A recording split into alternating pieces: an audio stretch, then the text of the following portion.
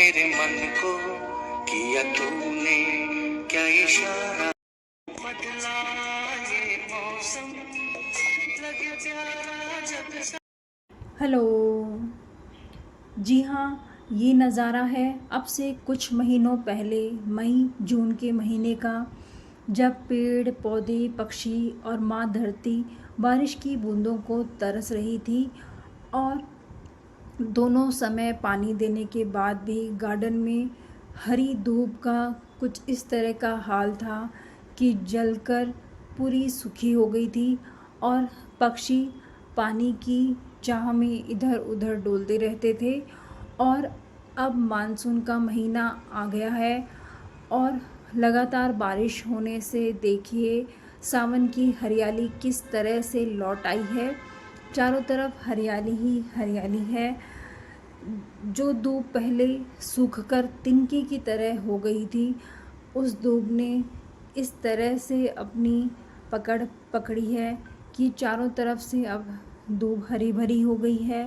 पेड़ पौधे हरियाली पूरा अपने चरम पर है और जो पौधे ग्रोथ नहीं कर रहे थे उनकी ग्रोथ इतनी तेज़ी से होने लग गई है।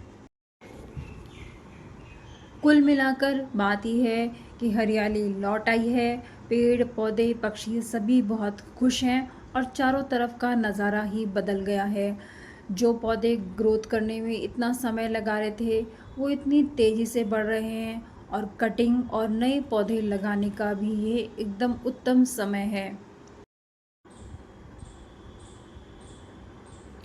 नए पौधे लगाने के ऑब्सेशन में ही ये एक पौधा मुझे जून के महीने में किसी बड़े पौधे की छाया के नीचे उगता हुआ दिखा और चूंकि इसकी पत्तियां मुझे बहुत ही सुंदर लगी तो ये पौधा मैं निकाल कर ले आई थी। उस समय ये एक ऐसे सिंगल जड़ का पौधा था।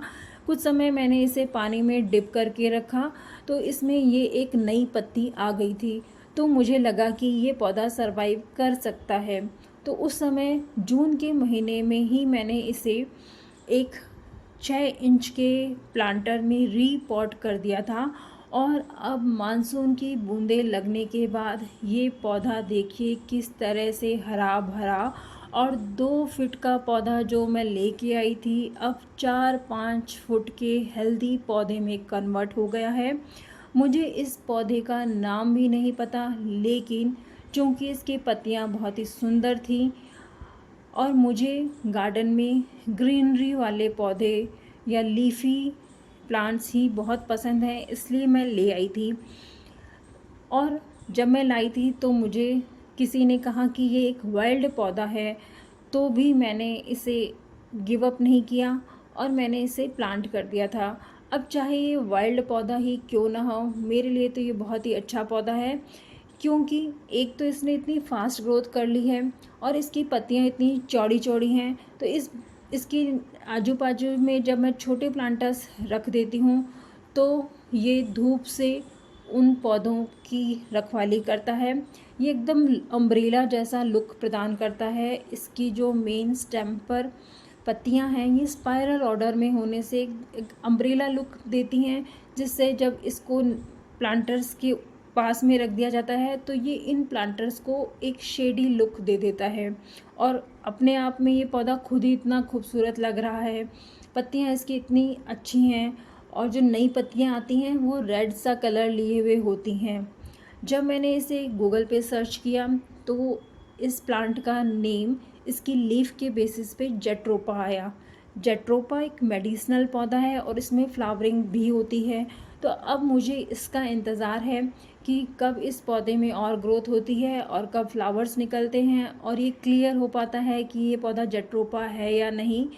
हालांकि मैं इसे ऐसे ही लीफ के ऑब्सेशन में ले आई, लेकिन बहुत ही प्यारा पौधा लगता है। जब इसको पास से देखते हैं तो इसके तने में देखिए इतने बारीक बारीक रोम हैं।